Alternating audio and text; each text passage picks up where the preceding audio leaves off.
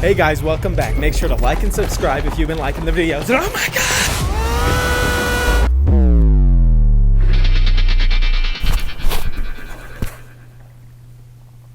So, that was good. That was really good. Oh wow, that was terrifying. I feel really bad for that super cool judge who probably has great taste in video games.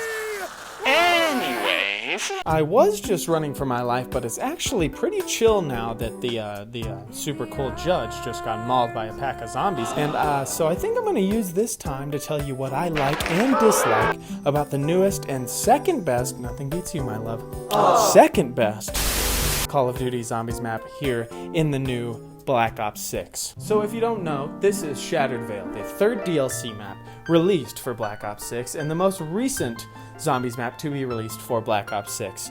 And it has been met, rightfully so, if you ask me, very positively by the community. People are liking it a lot. And with this positive reception, it is important to ask ourselves, why exactly is this map getting such positive reception? Whether it be to use for the future, you know, to remember exactly why this is so good, or to just, you know, have a good time and talk about it together. We can just chill, we can just talk, dude. It's not a big deal. So that being said, let's look at exactly why do I feel, and others, but we just, you know, we already went over that this Zombies map is somewhat of a return to form compared to other Zombies maps.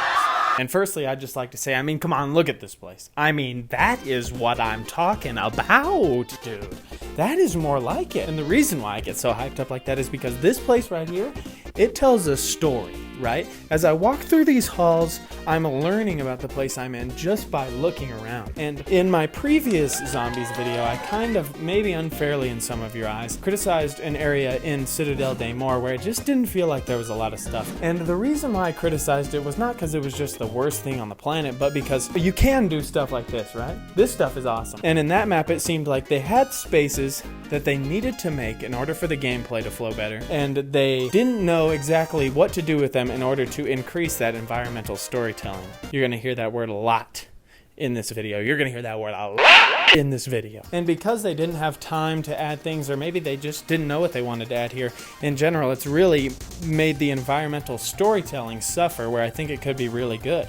I mean, this castle's supposed to be brimming with magic, and it's been taken over by this drug cartel and stuff, and you have like 4 little drugs, dude. Like 4 little things, and it hardly looks like anyone's even been here before. It looks like a room that's here to get to another room, which is okay, but not great. And we used to get okay, dude.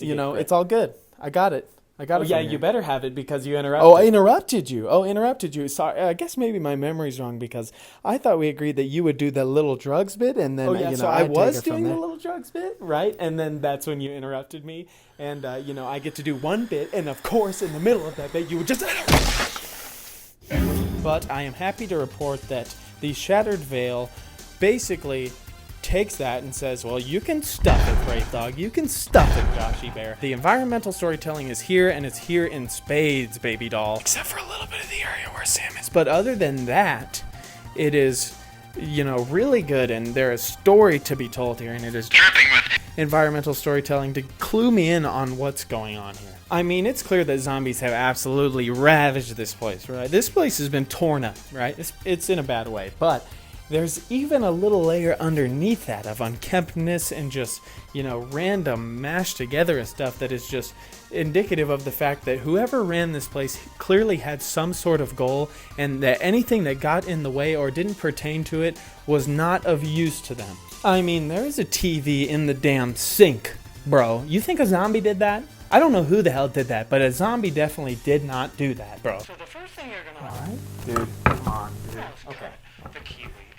Dude, come on, I cannot get any No, but in all seriousness, this stuff is really good. I mean, you've got this child's room that was clearly designed with intense care for who would eventually inhabit it, only for it to be eventually given up on over time, almost as if whoever made it didn't even have the stomach to enter this room after a certain point. And then you have this once beautiful library that has been basically completely ravaged in a frantic attempt to extract any sort of knowledge that could be useful. Is seemingly almost completely completely unorganized system of technology, having different computers and things stuffed in every single nook and cranny of the place, dude. And it's only when you start to take a deeper look that you really get to understand what the rhyme and reason for anything going on here even is. A series of paintings that are all strapped up to various machines that are beckoning you to interact with them, but they're seemingly inaccessible to us at this moment. And as we explore further down into this hellscape, it only becomes more demented. We are greeted by this gigantic metal AI that previously has sounded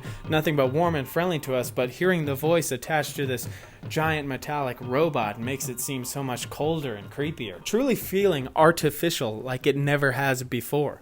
And basically there's nothing else in this room, so let's just keep it moving. And as we keep it moving, we are greeted by this, monstrosity, dude, this ugly ass dude, this ugly ass dude. And him, that ugly ass dude over there, combined with everything else we've seen, shows us that every experiment under the sun that can be done is being done at this facility. From the biological to the metaphysical. To our right, we see the tunnel continue further. Dead employees everywhere. This clearly wasn't supposed to happen. Upon planting an explosive on this clearly unstable structure inside an even more unstable, already collapsing tunnel, without even thinking about how it could totally collapse and kill everyone, we are then greeted by an ancient ritual site.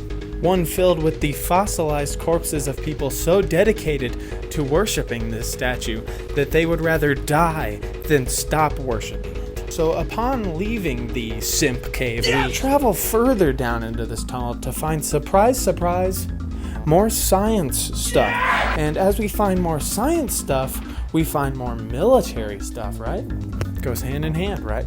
And so, upon finding this military stuff, we are confronted with a locker that clearly contains a weapon that we don't know. I know the weapon. I know what weapon that is. But the characters do not know what weapon this is. Very cool. How do we get it? We then, of course, are greeted with a portal to our right upon exiting the cool military science area where zombies can attack us. Wish I could stay there forever. And we take this portal, and as we walk through that portal, we are brought right back to the spawn, creating a closed loop. What a beautiful and depthful journey we've been on. Surely the story will give good payoff to these awesome, interesting areas we just explored, right? Well, we'll talk about that later. Don't worry about that now. We'll talk about that later. Don't you forget about me. Because we've got a mission, dude. We gotta find out how to get that damn ray gun. Or miscellaneous weapon I've never heard of in my life that's new, right, Treyarch? New wonder weapon. So after waiting until round 10 for the game to tell you it's okay to start progressing, we see a purple guy come down and he tries to attack us. He looks normal. He's the same as every other zombie, but he's purple. We kill him.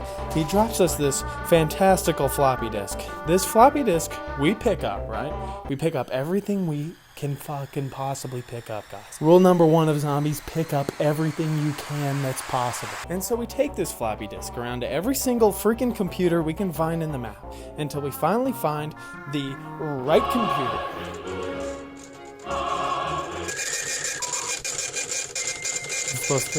And after we wait about an hour and a half for this thing to freaking print out, we get this message, right? And it tells us crab or Yorkie or Youngshire. No, it's a 4-letter word. And then we take it to that awesome kids room that I was talking about, right? Not so awesome. Now that, there's no kid in it. But we take that to that awesome kids room, right? And we jam those numbers into this little board we found. And we see, hey, there's Y, or whatever the letter is, and it's grouped into a thing of 4. And we do that for all of them until we find our 4-digit code. We then go back to the room with this ugly piece of garbage. Think that we'll just sit there and take it like good little And we boys. punch the numbers into the thing next to the ugly piece of garbage. And of course, just as I knew that ugly piece of garbage would, he tries to attack us. So I take my gun, that's pretty cool, might be pack-a-punch, I don't know, because the map actually does a good job of progression, as good as it can be. It's a little foreshadowing, but I kill him, right? And when he dies, he explodes, and he drops this arm on the ground. And normally you just think that's a normal zombie arm, but not this time, because there's a prompt next to it for us to pick it up, baby. So, remember the golden rule of zombies?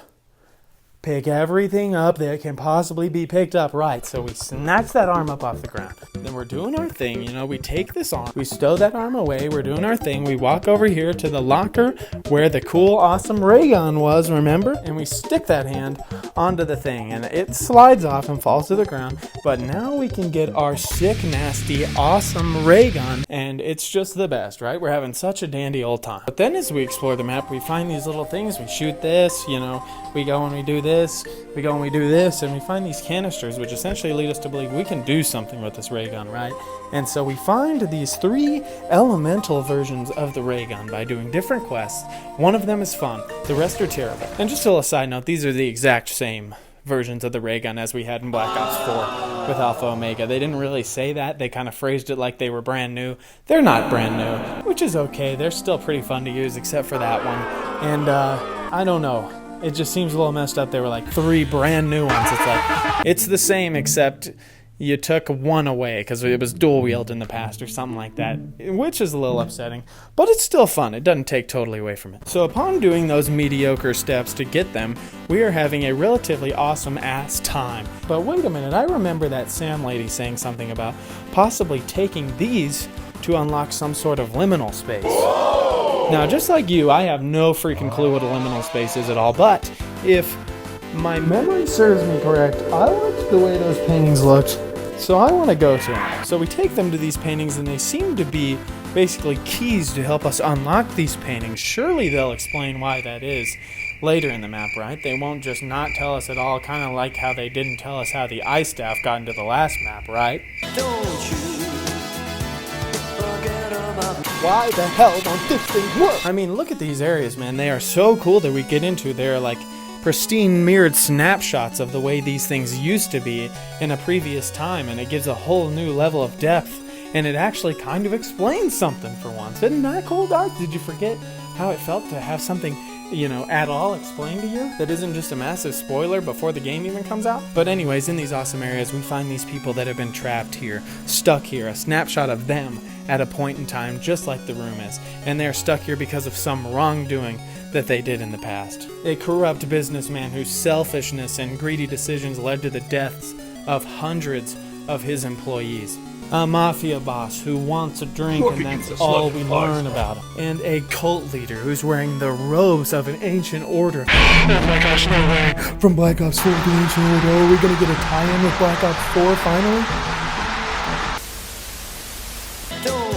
Anyways, after sacrificing all these people to this Sentinel artifact, we are finally able to take it to the Sam AI who... Oh no! No! Oh, the Sam AI betrayed us! Oh, gosh, I know they showed her 2 months before, you know, kidnapping this guy and being clearly evil and killing a bunch of people, but I thought she changed. Just a little preface before we get into this. If you want to know all about the story of the game, which I'm going to be talking about a little bit later, but you don't really need to watch the video, but you should. Go watch my first video on Black Ops 6. I'll explain the story a little bit better, and you'll learn everything there is to know. But you'll learn what you need to know for this video here. So she betrays us like we knew she would for literally half a year, and she finally sends us to meet the guy we bought the freaking game for. And boy, does Nolan North kill it here. I mean, playing Richtofen literally just seems like second nature to him. He does such a good job. And we finally get the chance to confront him for putting our characters in prison, right? He put him in prison for years. And upon confronting him, we learn that, dude, Weaver, our buddy here, is the guy who killed his entire family, right? Burned them to death in a fire. And Weaver is totally in shock hearing this, which makes absolutely no sense, but we'll talk about that later. And Richtofen says, hey, basically to get out of here, you need to shoot this thing with the ray gun, which makes absolutely no sense, but we'll talk about that later. And now we're here. They just left. That massive dinosaur came to life and chased him and tried to kill him, and they're down there fighting him right now. They're probably dead, as unfortunate as that is, except for that piece of shit Weaver. I'm glad he had it coming. But anyways, they're down there fighting him right now, which is actually pretty rad and cool. I think I saw one of them riding him, which is freaking sick. But even though I got a little bit upset a second ago, the story so far has been way better than what it has these last couple maps. But to be frank, being better than a literally flaming piece of shit is not necessary necessarily Citizen Kane. And Citizen Kane's not even that good of a movie, but anyways. But even though it's better, it still has a lot of holes in it. Mainly being the nothing burger of Sam betraying us, which just has a ton of holes in it and clearly goes to show that their plan for what they had this game got changed. Somehow it got changed, either at the end of the last game or they had to course correct because they didn't think it'd do good enough on Black Ops 6. Something changed. Because like I said, we mentioned later, Now is later. there is no reason why Weaver shouldn't know that he killed Richtofen's family. And if there is a reason, hopefully we get it in the next map, because right now it just looks like a huge plot hole that they just were not paying attention to. But as of right now, all we know that Weaver and Sam are massive pieces of garbage that killed an innocent child and wife in cold blood while trying to kill this guy. Well, Josh, you may be asking me, if they were trying to kill him, if they had a hit out on him, wouldn't they at least know what he looked like? Oh yes, absolutely. Weaver even fought him. That's how he got a scar on his neck. But Weaver doesn't know that he killed his family. Even though he knows he killed a wife and child, and he knows he was trying to kill him that night, somehow he doesn't know that it was his wife and child that he killed. But essentially, Weaver is a piece of shit who kills babies. Gray is a also terrible person because she just heard that her lover literally just killed a wife and child and she could not care less. She literally doesn't even make a face. Not to mention that Sam and Weaver are the whole reason any of this bullshit is even happening right now.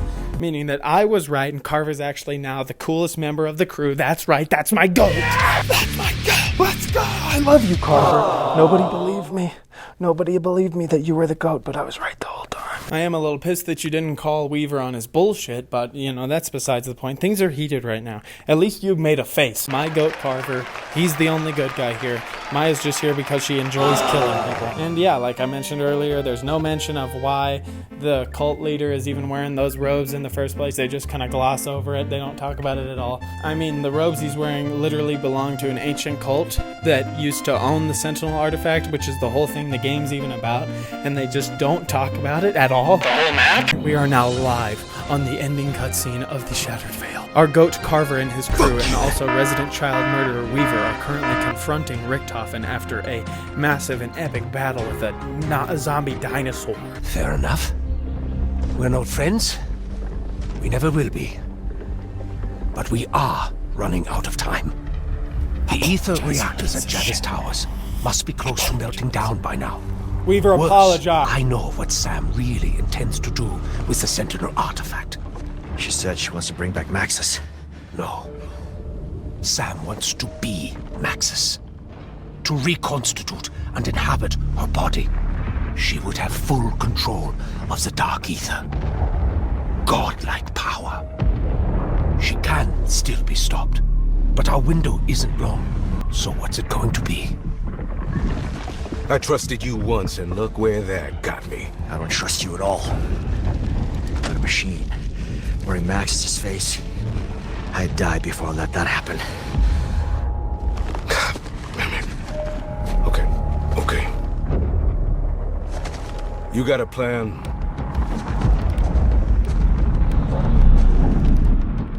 Always.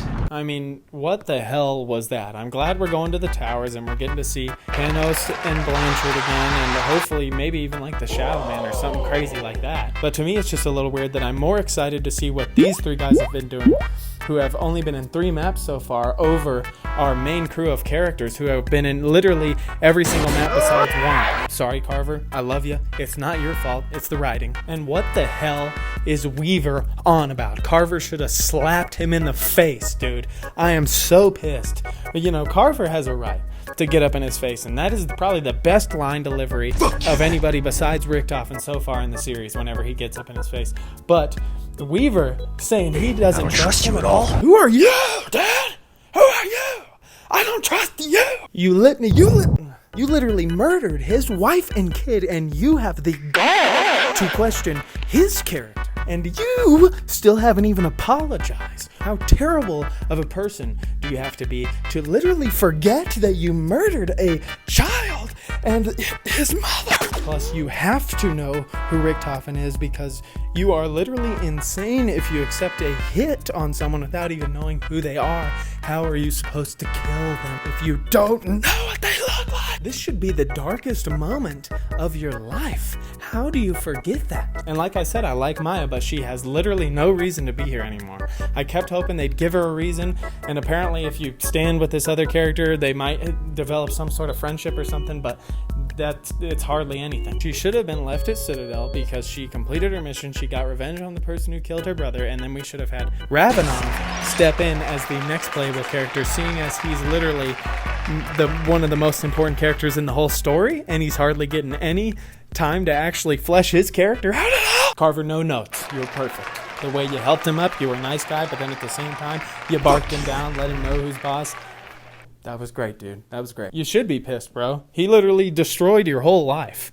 And so did kinda your friend, which I wish you'd bring up, but maybe next map. And I say all that to say, while I like a lot of elements, like the map design, like most of the Easter egg steps, and quite frankly, the story, at least compared to what we've been getting lately, I can't sit here and say this is just an all-time map, because there is also just a significant lack of anything unique in the map that is pretty disappointing. Because even though I do like it, I know that because of the lack of unique stuff in this map, once again, there's just no reason for me to come back and play unless I'm playing the Easter egg. The Easter eggs so far, these maps have been great, but I just can't play an Easter egg over and over again and keep having a good time every single time. Every once in a while, yes, absolutely. And all that brings me back to the fact that while I may like a lot of the new stuff that they've added, I can't help but feel like it is fundamentally held back by the new gameplay systems. But I literally made a 40-minute video over why I think the new gameplay system is flawed, so if you want to hear that whole spiel, go watch that. I am proud of it, so hopefully you'll like it too. So instead of rehashing how the loadout system has essentially killed map individuality, the mystery box, and wall weapons, how a perk limit would actually work really well with the system we have right now, and how the progression system is literally maybe the most linear progression I've seen in a video game ever. Instead, I just wanted to take a moment to reflect.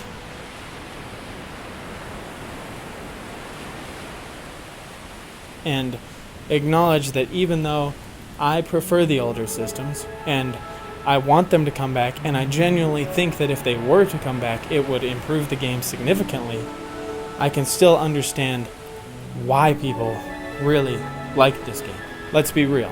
In a way, I'm kind of being an old head about all that stuff right now, right? But I am allowed to like the old systems the same way people who like the new systems are allowed to like them more too. But the point is, I know how people who really like the new stuff feel, because I've had that feeling before too.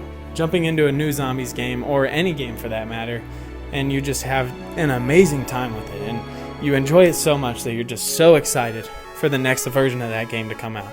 Going back and playing all the old stuff only to have your opinion validated that the new stuff is the best one, at least in your mind. And the sweet feeling of the hype not only being met, but maybe even exceeded, and it being exactly what you wanted. And not to mention that, but everything they add later in DLCs is just as good, if not better. And I don't know about y'all, but I cherish those memories a lot. The escape that it may have provided during a hard time, or just the awesome feeling of going in and trying to master all the things about the game that are a little bit more difficult. The friends I was able to make through playing this game, the just shock and excitement of being part of that community of people all enjoying this same game just as much at one time, whether we knew it or not. And because I got to have those memories that I cherish so much, I am extremely happy that another generation after me has gotten to have the same experience that I did, and I would never want to take that away from them. And despite some of my displeasures with the way the new games work, even though I do like some of this stuff, I am happy that these new games are able to provide others with an experience similar to mine back then, because I had my cake and I ate the hell out of it. And if I can't have my cake now, I'm at least happy that someone else is able to eat the hell out of theirs too.